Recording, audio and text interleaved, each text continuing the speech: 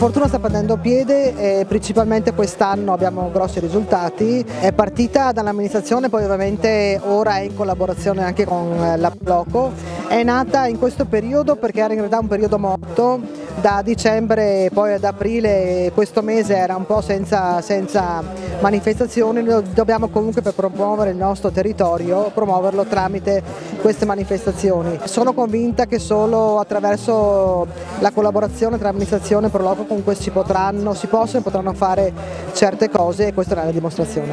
Siamo arrivati, io 25 anni fa, e ci sono era Cenerentolo di tutta la zona.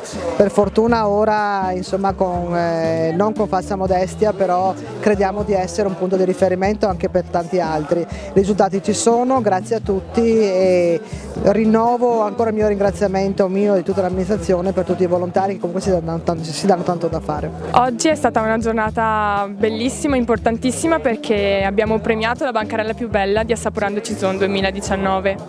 Oltre a questa manifestazione abbiamo partecipato anche con dei laboratori creativi nella scuola elementare e inoltre anche nell'asilo di Cison di Valmarino. E come programma futuro faremo sempre dei laboratori creativi, ma per le vie delle acque, e sempre in collaborazione con il gruppo Giovani.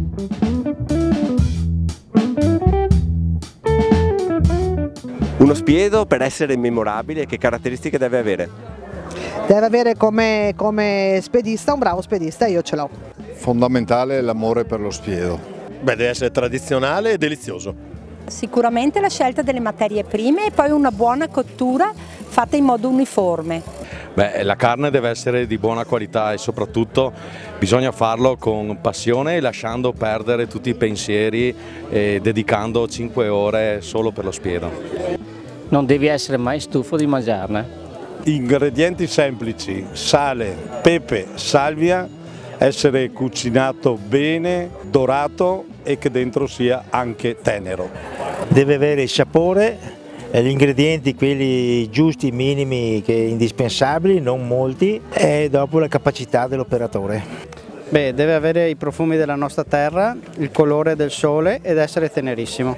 Deve avere i sapori di casa nostra e renderlo digeribile. Un buon spiedo innanzitutto deve avere una carne di qualità, primo. Secondo, deve avere dei maestri che sappiano tagliare i pezzi di carne nel modo corretto, quindi sapendo equilibrare la parte grassa e la parte magra per poter dar sapore. Non ultimo, devono saper ben bilanciare gli aromi. Tradizionalmente è salvia, molti mettono anche del rosmarino, deve presentarsi con un bel colore ambrato, un nocciola intenso, non un nocciola scuro bruciato. La carne deve risultare morbida. Se lo spiedo ha una fiammata troppo violenta, cuoce l'esterno e non riesce a cuocere più l'interno perché forma una crosta.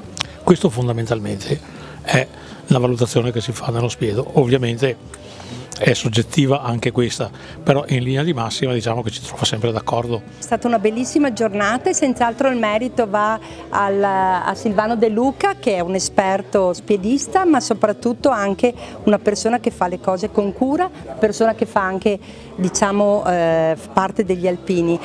Questa bella giornata è stata una giornata di spesa per il sociale con i miei colleghi amministratori, che tutti abbiamo dato il meglio. Io sono rimasta sorpresa e dedico questa vittoria, questo premio al mio papà, un maestro dello spiedo che è mancato pochi mesi fa. Grazie a tutti.